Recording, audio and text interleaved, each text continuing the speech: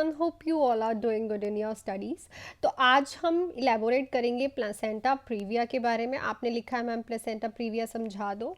तो देखो, थोड़ा मुझे टाइम दो। इंग्लिश में I will convert this topic कुछ टाइम तक, क्योंकि मोस्टली ऐसा होता है कि बच्चे हिंदी वाले हैं, तो इंग्लिश के लिए मैं एक सेपरेट प्लेलिस्ट बनाऊंगी, ठीक है, जिसमें आपको पता चलेगा कि कौन कौन से टॉपिक हैं। और वैसे भी अगर आपको कोई और टॉपिक भी इलेबोरेट कराना है तो प्लीज़ कमेंट सेक्शन में लिखते जाइए, ताकि मैं इलेबोरेशन आपके लिए करती रहूँ। क्योंकि पेपर जो है बहुत ही पास है, नॉर्सेट भी आने वाला है जल्दी, अब फिर से दोबारा सितंबर में। तो इस नॉर्सेट का आप टेंशन मत लीजिए, अपनी स्टडी जो है वो कंटिन्यू रखिए, ठीक है। तो हम स्टार्ट करते हैं विद प्लेसेंटा प्रीविया। अगर आप इस चैनल पे नए हैं तो please subscribe to this channel and hit the like button for more videos like that. और अगर आप पुराने हैं तो please hit the like button and thank you for your love and support. तो स्टार्ट करते हैं with our topic placenta previa. When the placenta is implanted partially or completely over the lower uterine segment, it is called placenta previa. देखो, placenta previa होता क्या है। जो placenta होता है ना, ये देखो, जब ये प्लेसेंटा होता है, ये वाला जो प्लेसेंटा है, जब ये लोअर यूट्राइन सेगमेंट पे आ जाता है, अपार्ट फ्रॉम यहाँ पे होता है, ये रियलिटी में ऊपर लगा होता है, बट जब ये लोअर यूट्राइन सेगमेंट पे आ जाता है तो उसको बोलते हैं प्लेसेंटा प्रीविया। लोअर ओस जो होती है यहाँ पे आके ये शिफ्ट हो जाए तो उसको बोलते हैं प्लेसेंटा प्रीविया। मोस्टली क्या होता है, bleeding from genital tract after 28 week of pregnancy is known as antepartum haemorrhage. देखो, ये मोस्टली होता है एंटीपार्टम हैमरेज में। एंटीपार्टम हैमरेज में दो मेजर डिसीज कंडीशन आती हैं, एक तो एब्रप्शो प्लेसेंटा, एक प्लेसेंटा प्रीविया। एब्रप्शो प्लेसेंटा अगर आप चाहिए मैं समझाऊं तो आप वो भी कमेंट में लिख देना, मैं उसका टॉपिक भी इलेबोरेट कर दूंगी। एब्रप्शो प्लेसेंटा में क्या होता है कि जो प्लेसेंटा है वो डिटैच होने लग जाता है यूट्राइन वॉल से।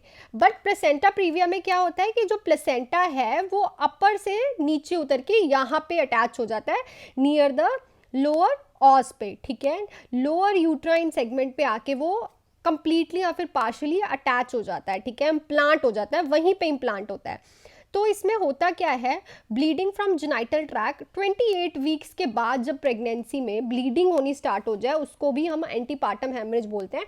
एक होता है पोस्टपार्टम हैमरेज। पोस्टपार्टम हैमरेज कब होता है, जब आफ्टर डिलीवरी मदर को ब्लीडिंग हो रही है, आफ्टर डिलीवरी। और एंटीपार्टम क्या होता है, जब डिलीवरी से पहले और आफ्टर 28 वीक्स ऑफ प्रेगनेंसी के ब्लीडिंग हो रही है, ठीक है। तो मेन दो ही आते हैं, placenta previa and abruptio placenta. तो आज हम पढ़ेंगे प्लेसेंटा प्रीविया के बारे में। तो इतना तो आपको पता चल गया कि प्लेसेंटा प्रीविया में होता क्या है, कि जो हमारा क्या चीज़ है, हमारा जो प्लेसेंटा है वो पार्शली या फिर कंप्लीटली लोअर यूट्राइन सेगमेंट पे आके इम्प्लांट हो जाता है।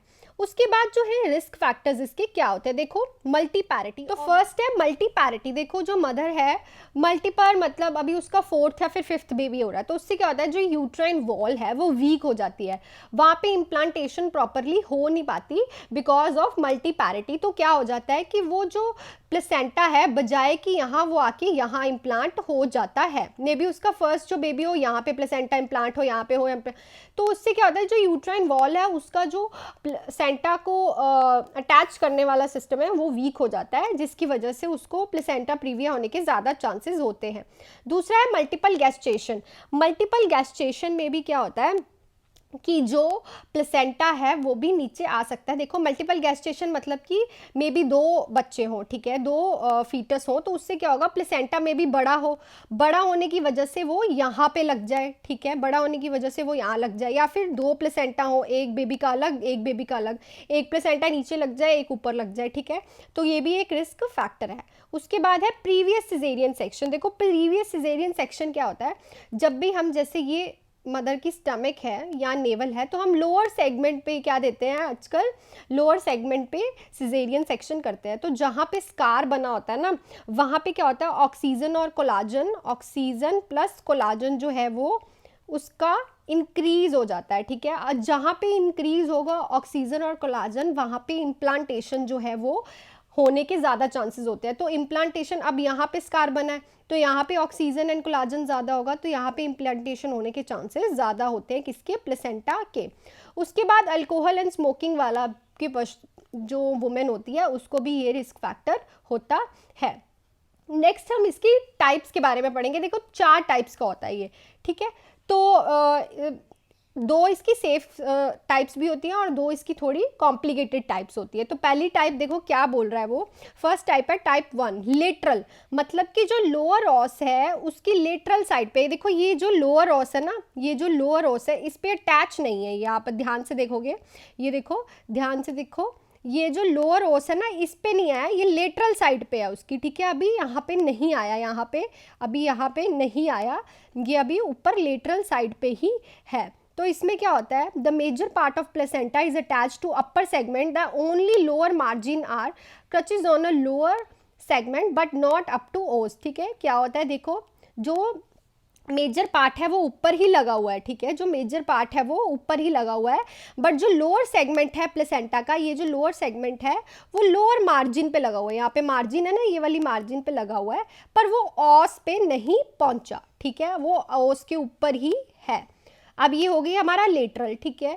उसके बाद हमारी सेकंड आती है दैट इज मार्जिनल, इसमें प्लेसेंटा रीच करता है इंटरनल लॉस बट उसको कवर नहीं करता। अब देखो यहाँ पे अगर आप ध्यान से देखोगे तो जो प्लेसेंटा है वो ऑस तक तो आ गया है पर उसको उसने यहाँ तक कवर नहीं किया, ठीक है, यहाँ तक उसने उसको कवर नहीं किया, वो मार्जिनल है अभी, ठीक है, क्या है वो मार्जिनल है, ठीक है। तो इसमें क्या करता है, वो कवर नहीं करता पर इंटरनल ऑस तक वो आ जाता है।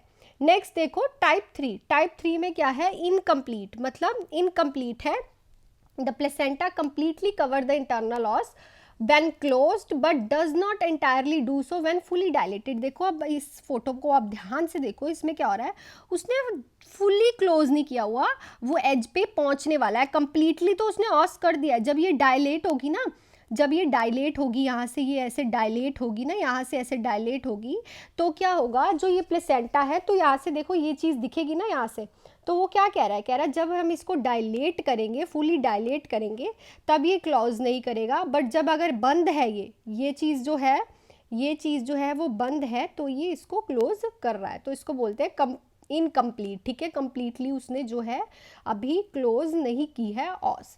उसके बाद टाइप 4 आ गई जिसको हम बोलते हैं कंप्लीट। इसमें क्या करता है, ये देखो प्लेसेंटा जो है पूरा कवर कर चुका है हमारी ऑस को, जो ऑस होती है उसको प्रॉपरली ये क्या कर चुका है, कवर कर चुका है। तो हमने पढ़ी हैं 4 टाइप्स। पहली थी लेटरल, जिसमें वो ऑस कवर नहीं करता, बस प्लेसेंटा का जो लास्ट वाला पार्ट है वो मार्जिन पे आ जाता है। उसके बाद हमने पढ़ा मार्जिनल, मार्जिनल में क्या होता है कि जो इंटरनल ऑस है वो कवर नहीं होती।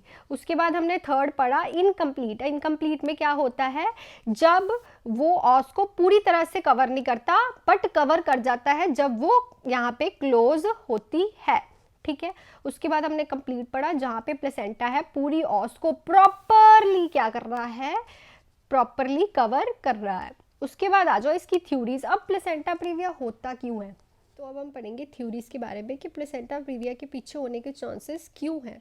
तो देखो क्या बोल रहे हैं, फर्टिलाइज्ड ओवम जो है ड्रॉप डाउन हो जाता है and implanted in lower segment of uterus, not implanted in uterine segment due to poor decidual reaction.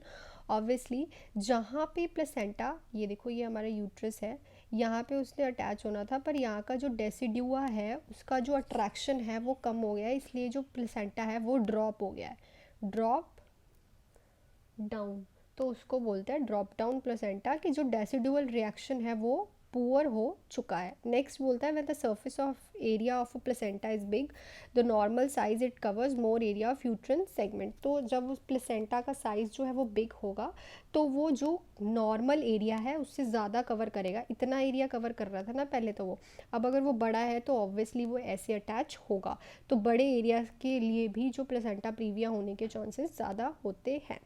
Next है इसके क्लिनिकल फीचर्स क्या हैं, क्या साइन एंड सिम्टम्स दिखेंगे, वजाइनल ब्लीडिंग होगी जो कि पेनलेस होगी और रेड ब्राइट कलर की होगी, ठीक है, बिल्कुल ब्राइट रेड कलर की होगी और पेनलेस ब्लीडिंग होगी, मदर को पता ही नहीं चलेगा, आराम से सोएगी, सुबह उठ के देखेगी कि वो गश ऑफ ब्लड में लेटी हुई है। उसके बाद जो फंडल हाइट है वो सेम ही दिखती है और जो फीटल हार्ट है वो भी प्रेजेंट नॉर्मली होता है, क्योंकि देखो ब्लीडिंग तो मैटरनली हो रही है ना, फीटस को तो कोई दिक्कत ही नहीं हो रही, ब्लीडिंग के जो है प्लेसेंटा को थोड़ी कोई दिक्कत हो रही है, यूट्राइन वॉल से वो कुछ दिक्कत थोड़ी हो रही है उसको, बस यूट्रस की खुद की ब्लीडिंग जो है, जो मदर को दिक्कत होगी बट फीटस को कोई दिक्कत नहीं होगी, इसलिए प्रेजेंट होगी उसकी नॉर्मल FHR। उसके बाद माल प्रेजेंटेशन ऑब्वियसली होगी, क्योंकि अगर प्लेसेंटा लोअर यूट्राइन सेगमेंट में है तो बेबी में भी ब्रीच पोजीशन में हो सकता है। उसके बाद जो यूट्रस है वो भी कैसा फील होगा, सॉफ्ट यूट्रस जो है वो फील होगा। अब इसकी कॉम्प्लिकेशंस क्या है, ठीक है, इसकी कॉम्प्लिकेशन क्या है, PROM, that is pre mature rupture of membranes. Obviously अगर उसकी ब्लीडिंग स्टार्ट हो जाएगी, ठीक है, तो उसकी pre mature rupture of membranes होने के चांस है। कॉर्ड प्रोलैप्स भी हो सकती है, रिटेन्ड प्लेसेंटा भी रह सकता है, प्लेसेंटा बाहर ही निकला। सेप्सिस जिसको कहते हैं इन्फेक्शन होने के चांसेस, माल प्रेजेंटेशन भी हो सकती है, प्री मेच्योर लेबर भी हो सकती है। ऑब्वियसली अगर ज़्यादा ब्लीडिंग हो गई तो मदर शॉक में जा सकती है, इसीलिए हमें डिलीवरी पहले करानी पड़ेगी। बर्थ इंजरी हो सकती है बेबी को, इंट्रा यूट्राइन डेथ भी हो सकती है, क्योंकि अगर वहाँ से ऑस खुल गई तो सारा जो एमनोटिक फ्लूइड है बाहर आएगा और बेबी का अंदर डिस्ट्रेस होना स्टार्ट हो जाएगा। लो बर्थ बेबी भी हो सकता है, क्योंकि अगर मदर को कोई दिक्कत आई तो क्या होगा, बेबी को न्यूट्रिशन नहीं मिलेगा। कंजनाइटल मालफॉर्मेशन भी हो सकती है चाइल्ड को। उसके बाद इसकी मैनेजमेंट कैसे करनी है, educate antenatal care including antenatal diagnose with the routine ultrasound. देखो पहले ये मोस्टली होता है एंटीनेटल पीरियड में, तो जो मदर है उसको हमें एंटीनेटल पीरियड में ही प्रॉपरली एजुकेट करना है, उसका डायग्नोस करना है, कहीं उसकी प्रीवियस हिस्ट्री तो नहीं बन जाएगी इसका कारण, और उसका रूटीनली क्या कराना है, अल्ट्रासाउंड। और किन को कराना है, जो कि रिस्क फैक्टर पे है, जो कि सस्पेक्टेड केस है, जो जिन लोगों को ये हो सकता है। Vaginal examination should be avoided because it leads to more bleeding. जो वजाइनल PV करते हैं हम, PV पर विजानल एग्जामिनेशन जो हम करते हैं वो अवॉइड करनी है, क्योंकि उससे क्या हो सकती है, और ब्लीडिंग हो रही है, मदर को तो ऑलरेडी ब्लीडिंग हो रही है, हम PV करके तो कुछ नहीं देख पाएंगे, ठीक है। और उसके बाद क्या है, if bleeding occurs at home the patient is put to rest, blood loss is assessed and patient is transfer to well equipped institute. Because अगर पेशेंट को घर पे ही ब्लीडिंग हो रही है तो हमें उसको फटाफट से रेफ़र करना पड़ेगा अच्छे इंस्टीट्यूट में, क्योंकि मदर की ब्लीडिंग ज़्यादा हुई तो वो शॉक में जा सकती है और डेथ भी हो सकती है। Blood volume should be maintained at all cost, क्योंकि ब्लड लॉस बहुत हो रहा है, ठीक है। शॉक से बचाने के लिए हमें ब्लड वॉल्यूम जो है वो मेंटेन करना होता है। Maintain the vital sign of the patient, और पेशेंट के जो वाइटल साइंस हैं वो भी हमें क्या करने हैं, मेंटेन करने हैं। तो ये था ओवरऑल प्लेसेंटा प्रीविया। देखो इतना बहुत है आपके MCQs के लिए, ठीक है, no need for other things, ठीक है, इतना आप पढ़ लोगे इतना इनफ होगा। So this is all about the placenta praevia. I hope ये वीडियो आपको पसंद आई है, अगर पसंद आई तो please hit the like button and subscribe to my channel, and all the best for your studies.